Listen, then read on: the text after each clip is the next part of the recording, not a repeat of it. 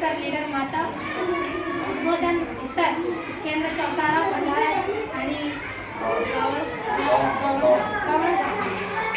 आज के प्रोग्राम के अध्यक्ष माननीय सर के स्टेज पर तशरीफ फरमाए और बाकी हमारी शाला के टीचर्स हैं, ये सब तमाम माता बहनों को बैठी हुई हमारे से आए हुए टीचर्स जो लखड़ गाँव के अंदर आए, मैं सभी का शुक्रिया अदा करती हूँ जो यहाँ पर आए, हमें ज्ञान दे रहे हैं, हमें मतलब नए नए अनुभव बता रहे हैं।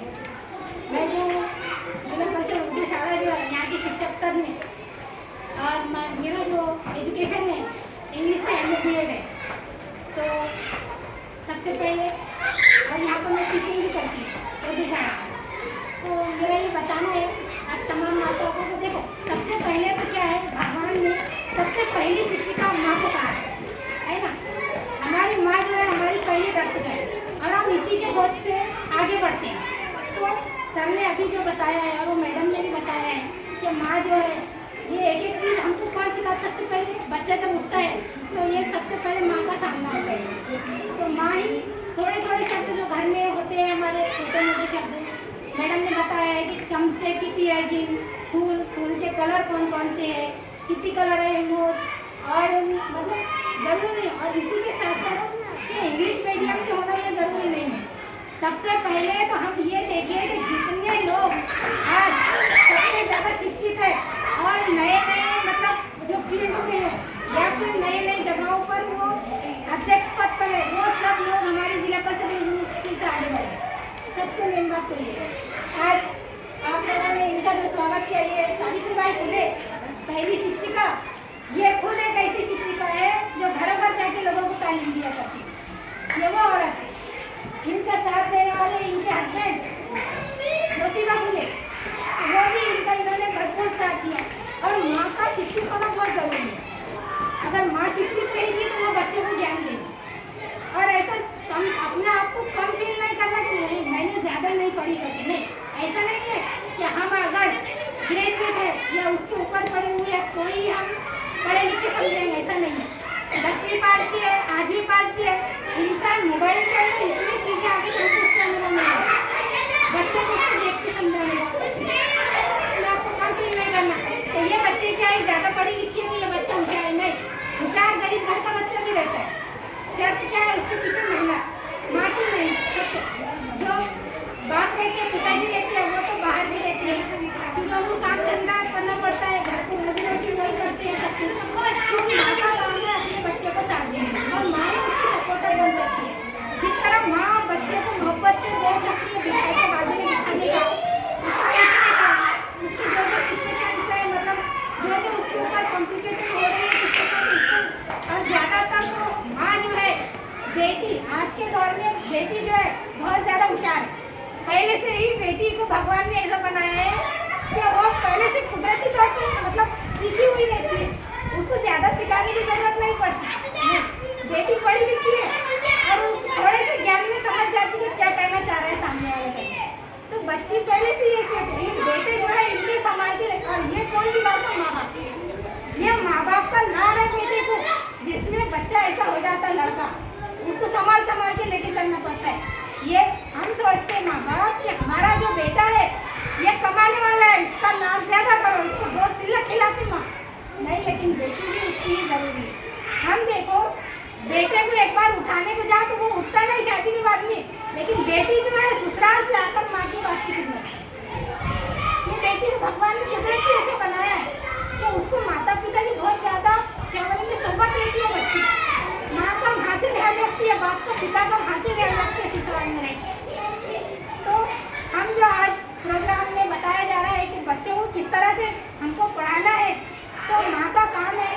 माँ घर को लेके बच्चे को बैठेंगे रोजाना, थोड़ा थोड़ा, ज़्यादा ज्ञान देना नहीं, थोड़ा थोड़ा बताए हमने, थोड़े से ही बुन गिरने से बकेट भर जाती है, वैसा ही थोड़ा थोड़ा सिखाएं बच्चे की एज के हिसाब से। छोटा बच्चा है या 2nd या 3rd में या 3री क्लास में, उसके एज के हिसाब से उसको समझाने का, और बच्चा समझता है तो थोड़ा थोड़ा समझाएंगे तो बच्चा ज़्यादा सीखेगा। पहले हम जमा सिखाते हैं, जमा वाला मराठी में मतलब जोड़ना जिसको कहेंगे हम, जमा करते हैं, तो वो फिर उसके बाद में माइनस का सिखाने का, किस तरह से उसको घटाया जाता है। फिर हम मल्टीपल करते हैं, ज़रब करते हैं, फिर उसको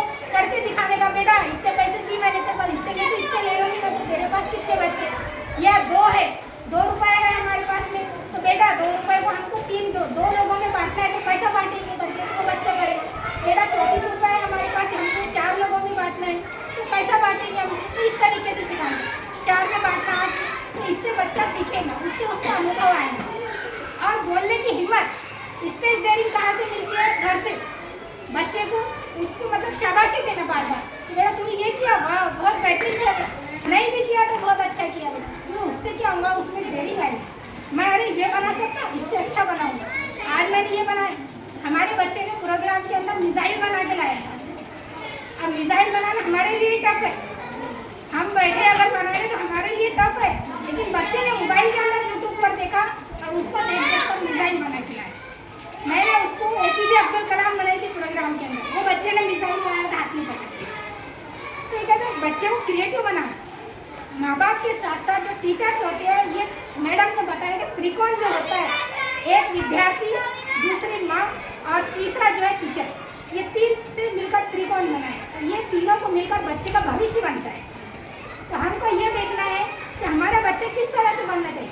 अगर हमारे बच्चे को नहीं आ रहा, टीचर्स के पास जाओ, टीचर्स से बोलो, पहले इत्मीनान से पूछिएगा, एकदम डायरेक्ट धूमधड़क माने तो टीचर को भी डांटना है, क्योंकि वो टीचर शिक्षक खुद अपना काम करता है। अरे आप लोगों को 2 बच्चे हैं, मैडम ने बताया कि हमारे 2 ये उसूल है, ठीक है, आपके 2 बच्चे, ये टीचर के पास 30 बच्चे बैठते, टीचर के पास 40 बच्चे बैठते एक क्लास के। और कभी कभी तो ऐसा होता है कि टीचर्स की स्कूल के अंदर कमी होने की वजह से 3-3, 4-4 क्लासेस को एक जगह लेके बैठे। ये टीचर जो है उतने बच्चों को संभालता है, और ऐसा नहीं है कि ये टीचर के लिए मोहब्बत, ये टीचर को तुमसे ज़्यादा मोहब्बत है। तो ये फील्ड में रहकर मुझे पता है कि हम हर बच्चे को जहाँ गलती है वहाँ डांटते ही, इसलिए डांटते कि वो दोबारा न करे। और अगर बच्चे ने अच्छा किया, उसके सिर पर से हाथ में नहीं बेटा बहुत अच्छा किया, बहुत सुंदर किया, तो बच्चा दोबारा उसके अंदर कुछ करने की क्षमता बढ़ती है कि नहीं मैंने ये किया, मेरे टीचर ने मेरी तारीफ की, मैं और ऐसे अच्छा करके लाया। बच्चे ने होमवर्क करके लाया, उस पर टिक किया, पहली क्लास दूसरी क्लास के बच्चों को आइसक्रीम बना के दे दो, एप्पल बना के, बच्चे बड़े खुश हो जाएंगे। वो बच्चे को टिक करने का आइसक्रीम में कुछ ऐसा शेप बना के देखिए, बच्चा बड़ा दूसरे दिन 2 पेज लिख के लाता है, वही बच्चा 2 पेज लिख के लाता है। तो लिखना भी एक एक्टिविटी है हमारी, जिससे हैंडराइटिंग, हम एग्जाम देते हैं 10th या 12th का जब बच्चा पेपर देता है, हम कितने होशियार है, हम कितने एक्टिव है, हम नहीं जाएंगे सामने, हमारी एग्जाम की जो आंसर शीट होती है वो पास नहीं जाती, और वो हमारी हैंडराइटिंग देख के हमारे मार्क्स देता है। हम कितने अच्छा बोलते हैं ये हमारे पेपर में नहीं है, बच्चे की हैंडराइटिंग कितनी अच्छी है उसको मार्क्स देना, डायरेक्ट टिक टिक शुरू कर देते हैं। तो हैंडराइटिंग अच्छी रहेगी तो टीचर पढ़ेगा। अगर हम आगे की परीक्षा दे रहे 10th या 12th की, टीचर कब पढ़ता है, हैंडराइटिंग अच्छी है, सुंदर है, टिक टिक करके हैंडराइटिंग का मार्क्स, लिखा क्या ये भी नहीं दिखता शुरू ऐसा। तो बच्चे को सब चीज़ें जरूर, पढ़ना भी उतना ज़रूरी है, लिखना भी ज़रूरी है, उसी के साथ साथ खेल भी ज़रूरी है, क्योंकि हम जब खेलते हैं, खेल से हमारा माइंड फ्रेश रहता है। बच्चे को खेलना भी ज़रूरी है, खेलने से माइंड फ्रेश रहेगा तो बच्चा कुछ और हासिल करने की क्षमता रखेगा, अच्छा फ्रेश हो जाएगा। पहले स्कूल से सुबह में बच्चे आते हैं, आने के बाद में यहाँ पर 2 घंटे उनकी पढ़ाई है, 1.5 घंटा, उसके बाद 2-3 पीरियड होते हैं, फिर रेसेस होती है, थोड़ी देर खेलते, पानी वगैरह जो करना है वो करते, फिर बाद में 2 घंटे पढ़ना उनका, फिर उनकी दोपहर की रेसेस जो रहती है, लंच टाइम, लंच ब्रेक, बच्चों का खाना, फिर बाद में 4 बजे के टाइम एक और रेसेस रहती है बच्चों की, और खेलने का पीरियड है, खेलने